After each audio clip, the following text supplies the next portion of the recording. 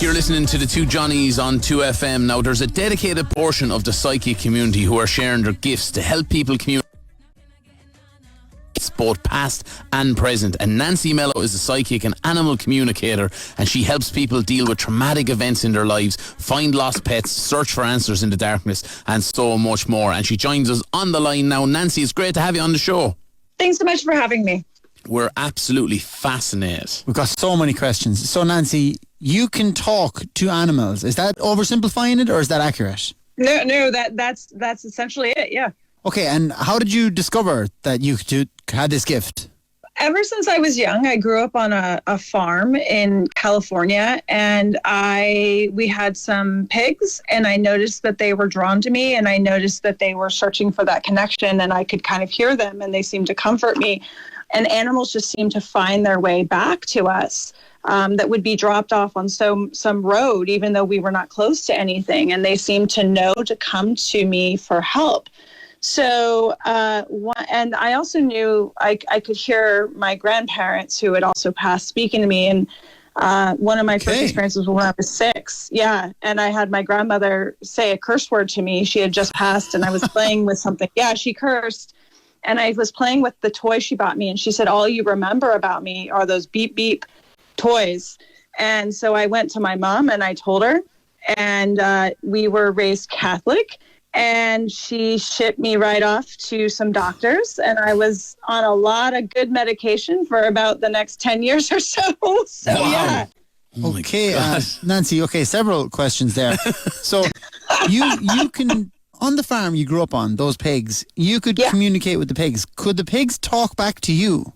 Yeah, they seem I was young and lonely. Obviously, you're on a farm, and I would just go to them, and they seemed to know that I needed a friend, and they would cuddle with me. They would comfort me. I would actually sleep with them sometimes. In the house or in the barn?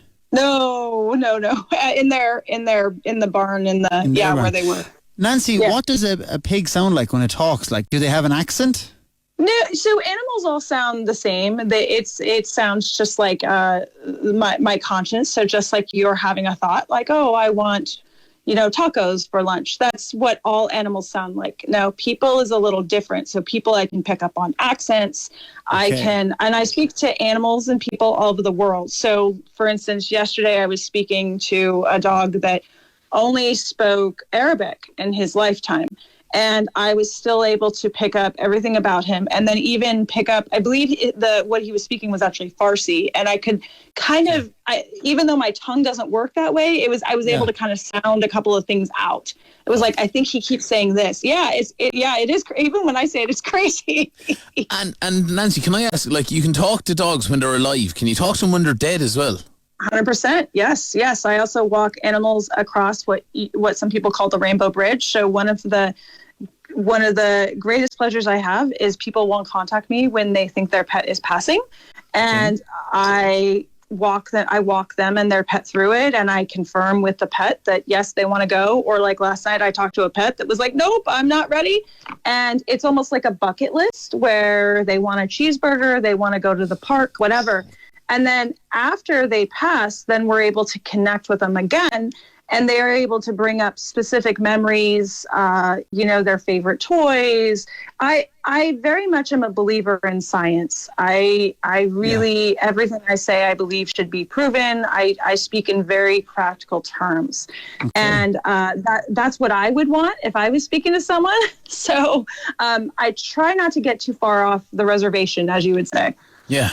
And like in your work, Nancy, you've come across family pets that have, say, passed away many years ago, and they're still being spiritually with their family members. 100%. 100%. Yeah. There was a dog that she grew up in South Korea, and unfortunately, the mom took the dog and took it to a meat farm, a dog farm, to eat.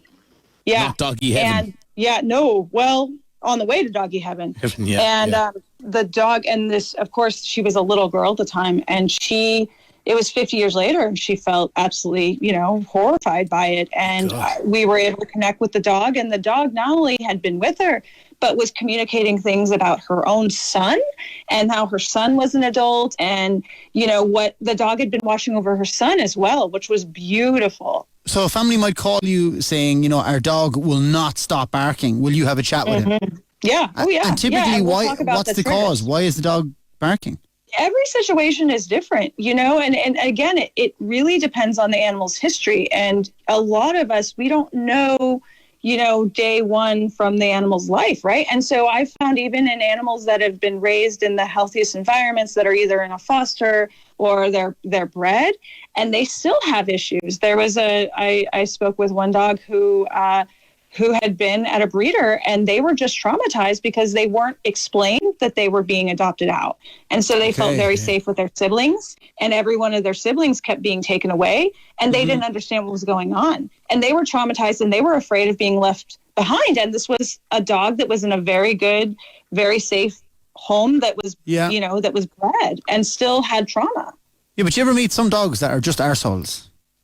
I mean, there's always a reason for why they are. I mean, I think suppose, on that, it's more cats are more the a-holes. Like really, cats will just tell you no. Can you talk to cats? Oh, 100%. I can talk to lizards. I talk to parrots. There were a lot of animals during the pandemic. People all of a sudden started staying home, and there was a parrot that went absolutely insane, like crashing the cage around and tearing out all its feathers, and was just going berserk. And it turned out it didn't like all the freaking noise because people were home.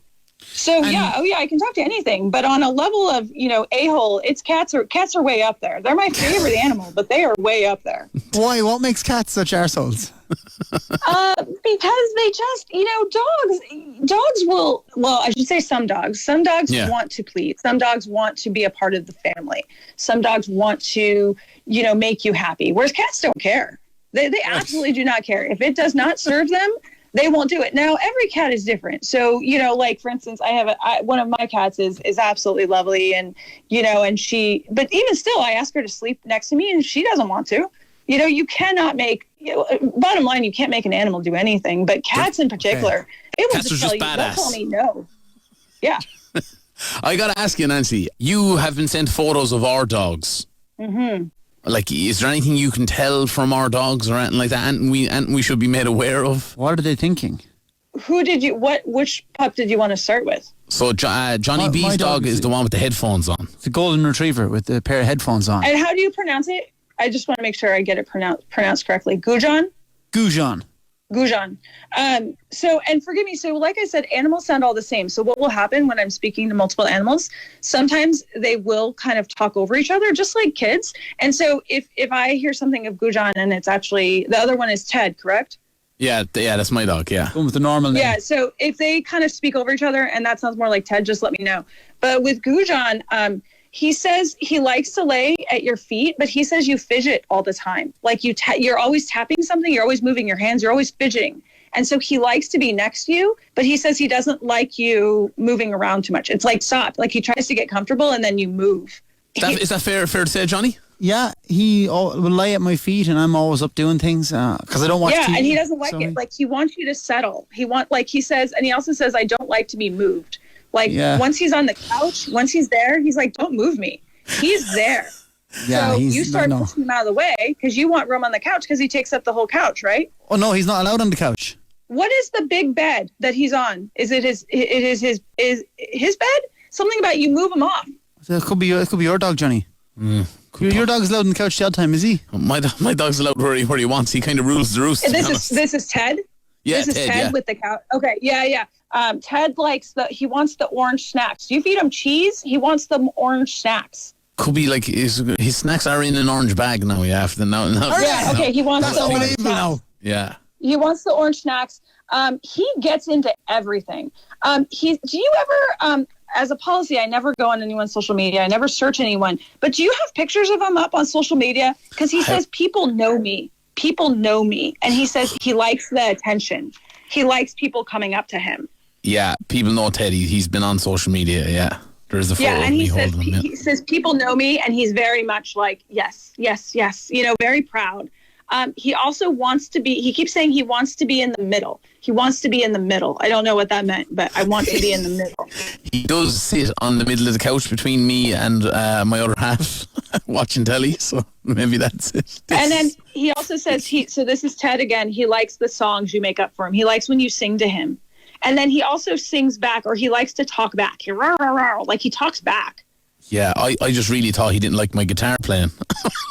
No, he just wants to talk. He wants to be included. Like all of this stuff he's saying, he wants to be included.